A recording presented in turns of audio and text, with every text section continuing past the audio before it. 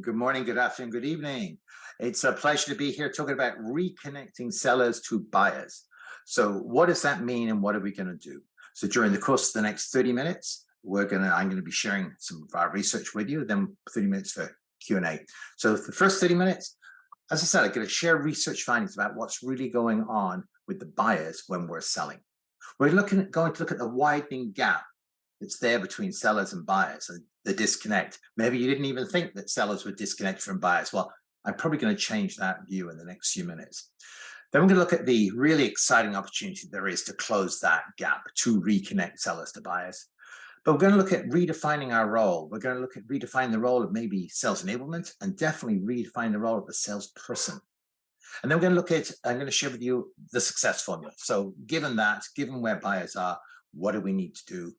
What's going to happen next?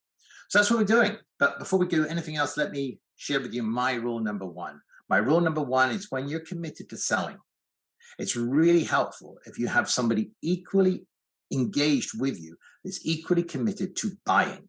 Now, that may be a statement of the obvious, but when we think about it, how often are we selling when nobody is buying? What do? If we find out that nobody's buying, we tend to sell harder. Does that mean that somebody's going to start buying? Not necessarily. In fact, it would be unusual for that to be the case. So it really throws the whole focus, not so much on how we sell, but on how buyers buy. And indeed, that's what I've been doing, and that's what my company's been doing for the last 20 years. We've been looking at how our clients, customers, buy. Overall, we've talked to over 4,000 buyers, in-depth interviews about how they buy, how do they make their decisions, what goes on during the entire buying journey. And when I say buying journey, I do mean the end-to-end life cycle that a customer goes through. So what really goes on?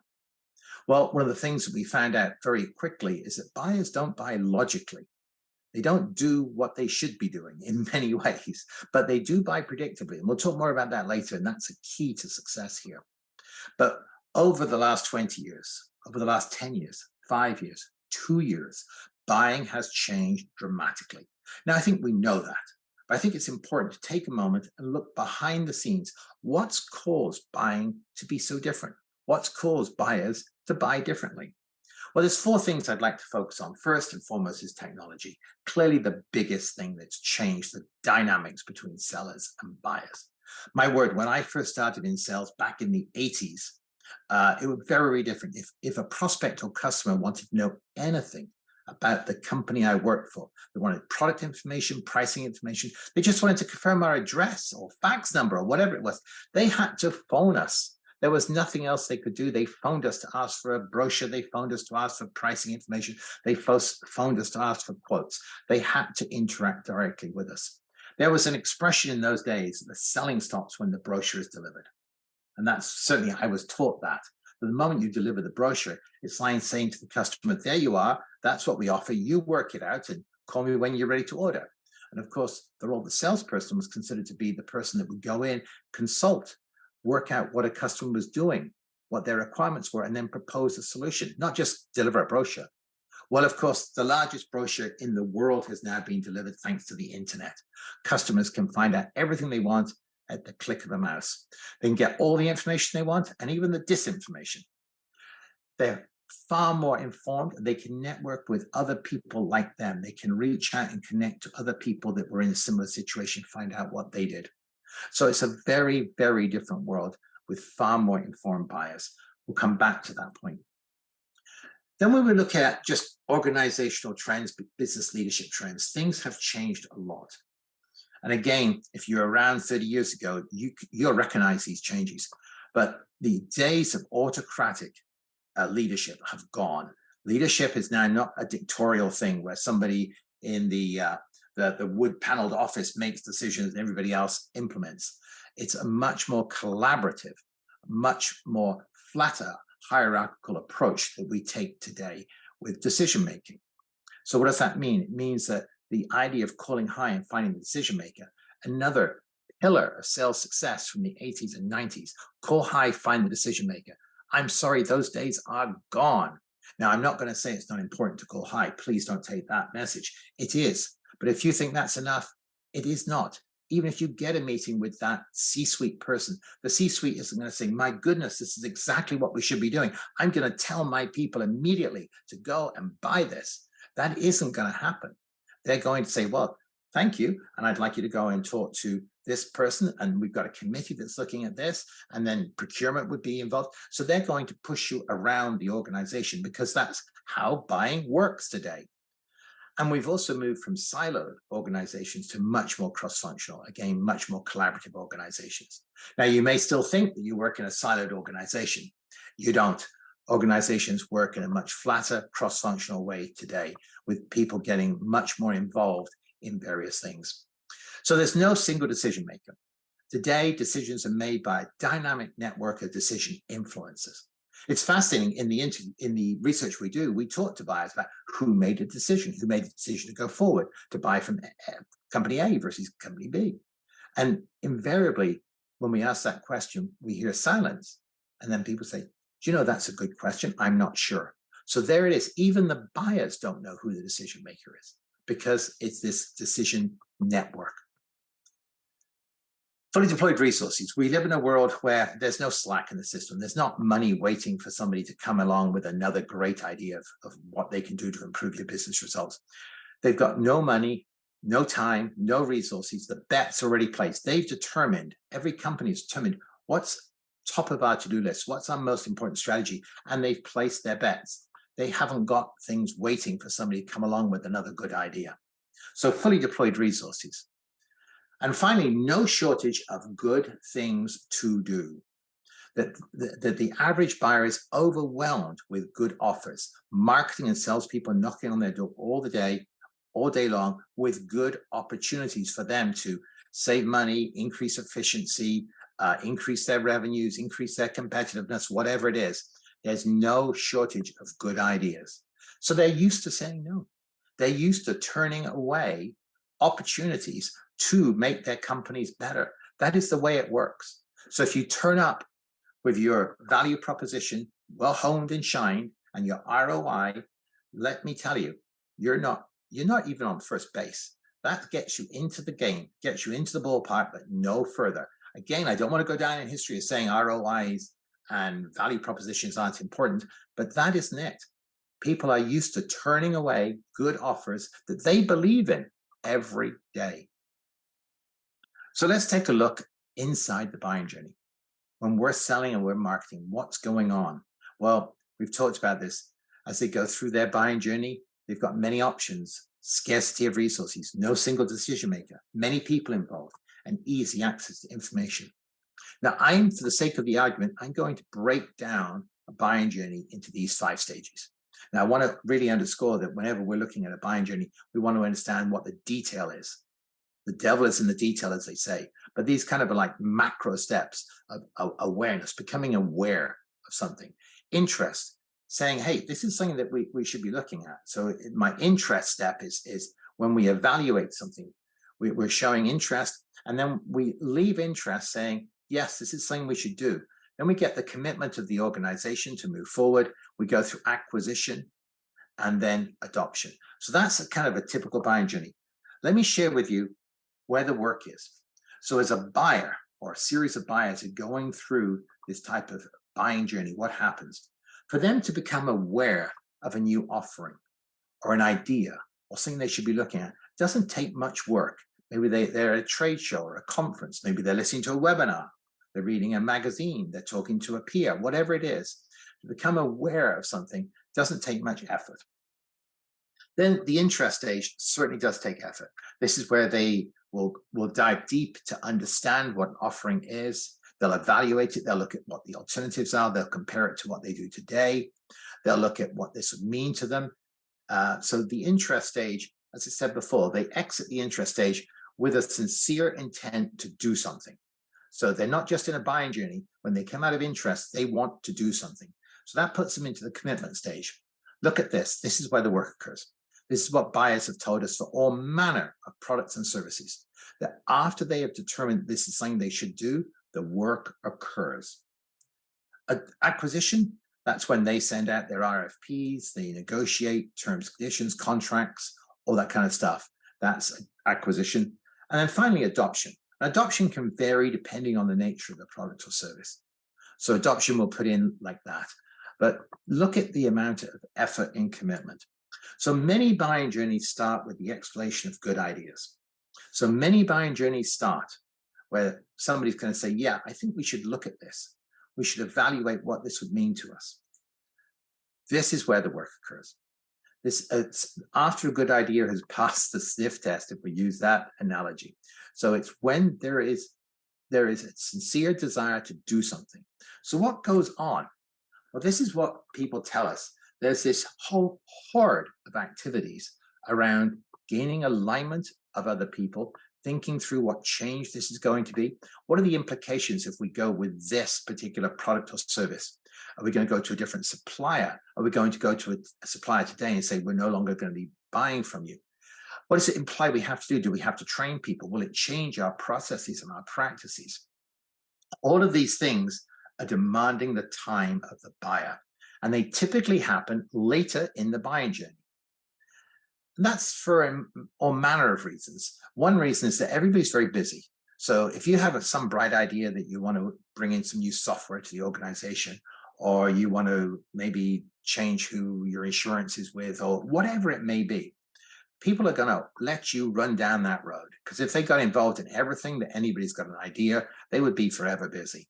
So they're going to let you run all the way down the road until it becomes serious. That's when people get involved. So that's when it looks like you're going to actually do something that you hear from the rest of the organization. Wait a minute, why is that a priority? Shouldn't we be doing this before that? And haven't we done enough training this year? That's when everything comes out of the woodwork later in the buying journey at that commitment stage. So that's where there is so much activity going on. It's also where opportunities go to die, because poor salespeople are seeing that they've got their champion on the side, the champion saying just a couple of things to work out, and the salesperson may be even forecasting it, and then everything goes quiet. Everything goes quiet for weeks, maybe months. This is what the buyer's doing. They're trying to get everything on the side and everything aligned through that commitment stage. So if we look at that, the buyer is on a journey. The buyer is on a journey.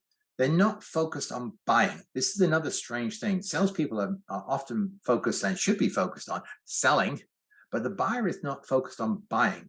They're focused on adopting. It's interesting because as we talk to buyers about their buying journey, we ask them, tell us what went on across the buying journey. Start on day one and take us right the way through. They often miss out the fact they bought something. It's not consequential to them. What's consequential is planning everything, and then, of course, gaining adoption and utilizing and putting it, whatever it is, into implementation. So they're not focused on buying, they're focused on adopting. It's a voyage of education. This is another very interesting point when we look at buying journeys. Those buyers go through buying journeys, they become educated. They become educated on what their needs are. They become educated about what the alternatives are, what some of the implications are. And that can actually change what they're doing. So as they go through their process, maybe they get through the interest stage and they're starting to look at what alternatives are, and they realize that there's something there that they hadn't even viewed before. Now, this can give the appearance that they're jumping around with random activity in the buying journey. It's not the case. What is the case is they're going through their buying journey, they're gaining new knowledge, which may cause them to go back and reassess their needs or whatever it may be. So it's a voyage of education. There's another very important point with this. As they become educated, as they go through their buying journey, what they value and what they're looking for changes, which is why the day of singular value propositions, however well honed and polished they may be, is over. What we've got to do is shape value propositions for particular personas at particular points in the buying journey, because buyers are changing.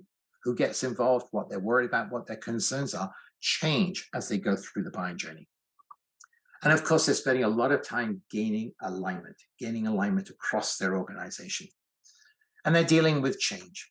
Of course, people now know change is the only constant. We love change.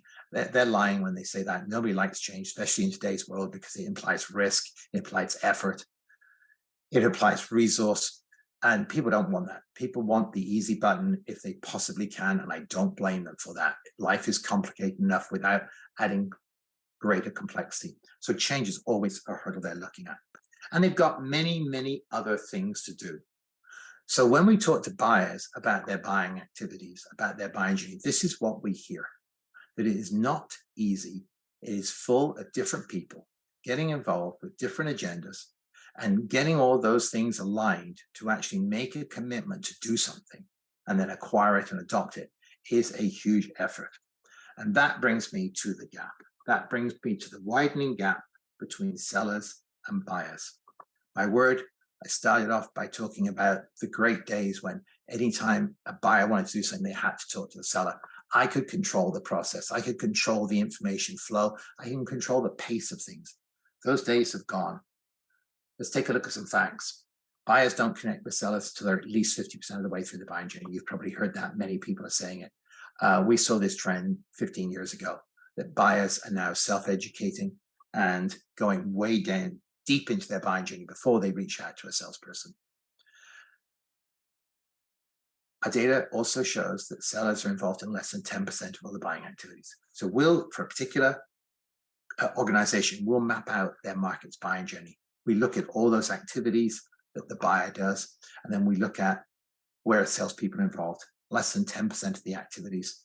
Buyers perceive, unfortunately, this is sad, but this is the opportunity. Buyers perceive they can get the information they want easier than talking to a salesperson. And they don't see that a salesperson is going to help them with many of those activities across the buying journey. So that's where the disconnect is and the widening gap. Let's look at where salespeople spend their time. So that's where the buyer spends their time. Let's match that up with sellers. While sellers and marketers obviously spend a lot of time up front getting a prospect aware of their offering. I get that. Spend a lot of time in interest, proposals, presentations, demonstrations, educating people about the offering, ROI analysis, business cases, etc. Look at this.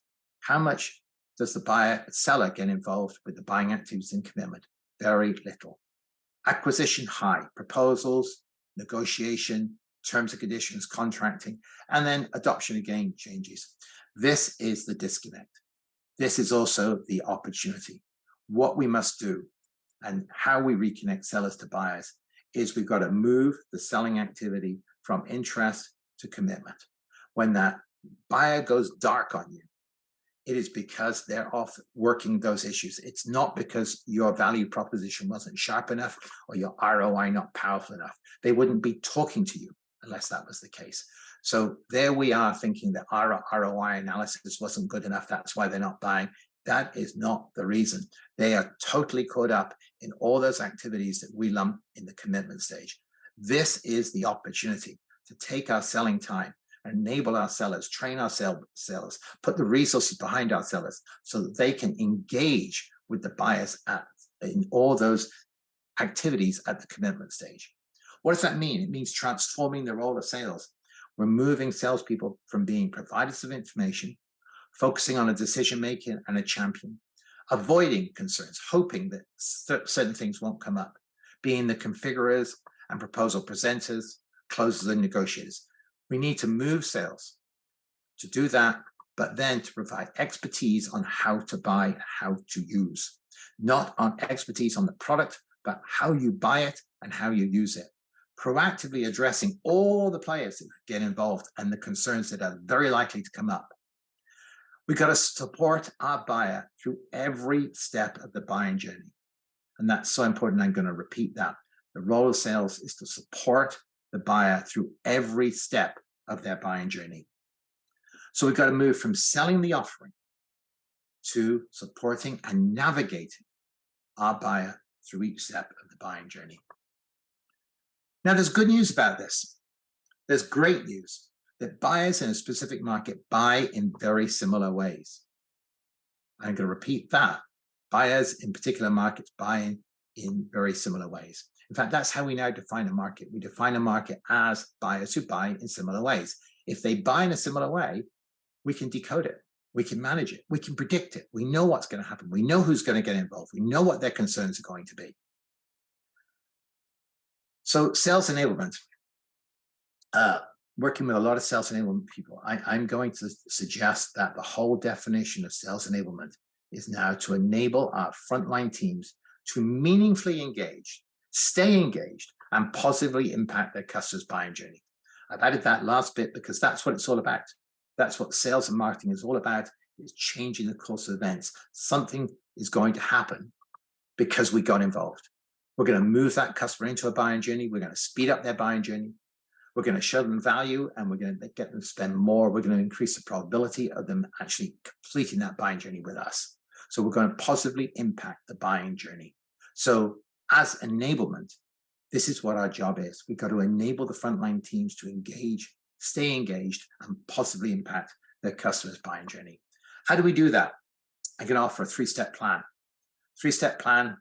We've been doing this for organizations for the last 15 years. And I think logically it just makes sense. But let me share it with you. The first step is, of course, to map the buying journey. If we're going to manage our buyers across the buying journey, we should understand the buying journey. And the irony is, it may be the first time our buyer is buying what it is that we're selling. It isn't the first time we've seen a buyer buy what we're selling. We've seen buyers buy what we're selling, hopefully many, many times.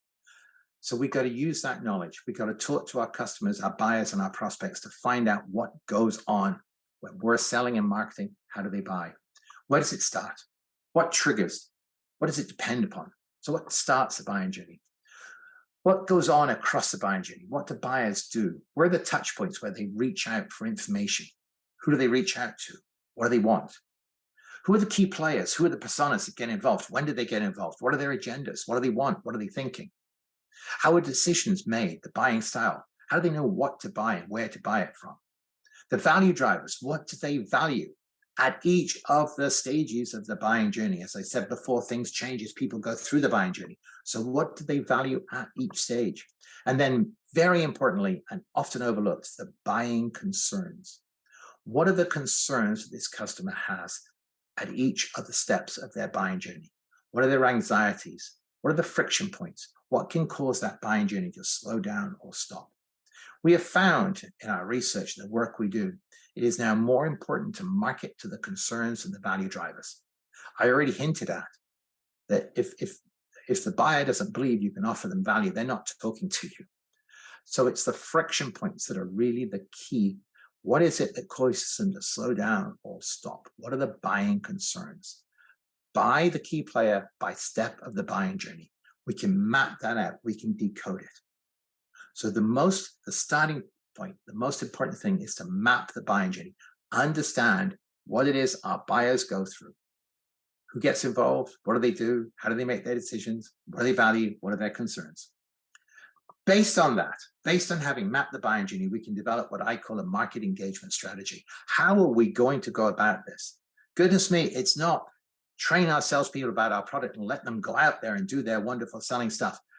Gosh, those days are well over. We can't afford to do that. What we've got to have is what I call a market engagement strategy. How are we going to engage in that buying journey?